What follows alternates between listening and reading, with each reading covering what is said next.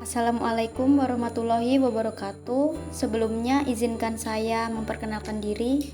Perkenalkan, nama saya Elia Retno Anggraini dengan NIM D201500206 dari Program Studi Teknologi Hasil Perkebunan semester 3B Politeknik Pertanian Negeri Samarinda. Yang terhormat Ibu Andi Lisnawati, SPMSI selaku dosen pengampu mata kuliah Manajemen Industri dan Pemasaran. Di sini saya akan mempresentasikan proses pengolahan kelapa sawit menjadi CPO. Ini merupakan ilustrasi singkat proses pengolahan CPO melalui 8 langkah, yaitu 1. Tandan buah segar sawit, 2. Jembatan timbang, 3. Penyortiran, 4. Perebusan, 5. Perontokan buah dari tandan atau thresher, 6. Digester, 7. Screw press, 8. Pemurnian. Pada slide selanjutnya saya akan menjelaskan pada setiap tahapan proses tersebut, yaitu yang pertama tandan buah segar sawit. Tandan buah segar atau TBS yang telah dipanen dari kebun diangkut ke lokasi pabrik pengolahan minyak sawit dengan menggunakan truk. Sebelum dimasukkan ke dalam loading rem, tandan buah segar tersebut harus ditimbang terlebih dahulu pada jembatan penimbangan, yaitu weighing brake, untuk mengetahui jumlah tonase dari TBS yang diberikan oleh pabrik. Selanjutnya ini jembatan timbang yang saya maksud tadi. Prinsip kerja dari jembatan timbang yaitu truk yang melewati jembatan timbang berhenti selama 5 menit. Kemudian dicatat berat truk awal sebelum TBS dibongkar dan disortir. Kemudian setelah dibongkar, truk kembali ditimbang. Selisih berat awal dan akhir adalah berat TBS yang diterima pabrik. Selanjutnya, penyortiran. Kualitas buah atau TBS yang diterima pabrik haruslah diperiksa tingkat kematangannya. Jenis buah yang masuk ke PKS atau pabrik kelapa sawit pada umumnya jenis Tera dan jenis Dura. Kriteria matang panen merupakan faktor penting dalam pemeriksaan kualitas buah pada stasiun penerimaan TBS, pada loading rem atau penampungan TBS. Kematangan TBS mempengaruhi terhadap rendemen minyak dan ALB, asam lemak bebas atau FFA, free fatty acid. Selanjutnya perebusan. Setelah disortir, TBS yang layak olah lalu dimasukkan ke dalam lori rebusan yang terbuat dari plat besi atau baja berlubang-lubang dan langsung dimasukkan ke dalam sterilizer, yaitu bejana perebusan yang menggunakan uap air dengan tekanan antara 2,6 sampai 3,0 kg per cm persegi. Proses perebusan ini dimaksudkan untuk mematikan enzim-enzim yang dapat menurunkan kualitas minyak atau CPO. Selanjutnya, perontokan buah dari tandan atau thresher.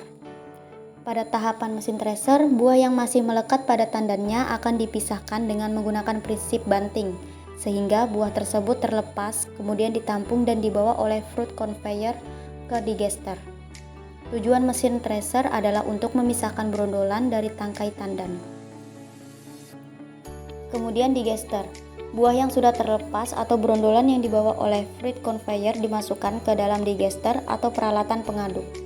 Tujuan dari penggunaan digester adalah untuk memisahkan daging buah sawit terlepas dari biji atau nutnya. Dalam proses pengadukan, digester ini digunakan uap air yang temperaturnya selalu dijaga agar stabil antara 80 derajat sampai 90 derajat Celcius. Selanjutnya screw press yang memiliki fungsi untuk memeras brondolan yang telah dicincang, dilumat dari digester untuk mendapatkan minyak kasar. Oleh adanya tekanan skru yang ditahan oleh kon, massa tersebut diperas sehingga melalui lubang-lubang press change, minyak dipisahkan dari serabut dan biji. Selanjutnya, minyak tersebut menuju ke stasiun klarifikasi, sedangkan ampas dan biji masuk ke stasiun kernel. Lalu proses pemurnian minyak kelapa sawit. Setelah melewati proses screw press, maka didapatkan minyak kasar atau crude oil dan ampas press yang terdiri dari fiber. Kemudian crude oil masuk ke stasiun klarifikasi. Berikut proses-prosesnya. 1. Sand trap tank. Fungsi dari sand trap tank adalah untuk menampung pasir. Temperatur pada sand trap mencapai 95 derajat Celcius.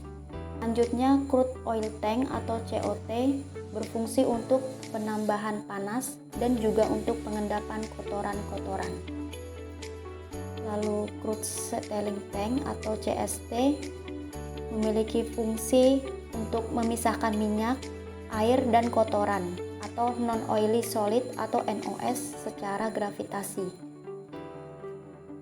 Selanjutnya oil tank. Fungsi dari oil tank adalah untuk tempat penampungan sementara crude oil sebelum diolah oleh purifier. Oil purifier. Fungsi dari oil purifier adalah untuk mengurangi kadar air dalam minyak dengan cara sentrifugal. Dari vacuum dryer adalah untuk mengurangi kadar air dalam minyak produksi. Dan yang terakhir, storage tank. Fungsi dari storage tank adalah untuk penyimpanan sementara minyak produksi yang dihasilkan sebelum dikirim atau dijual.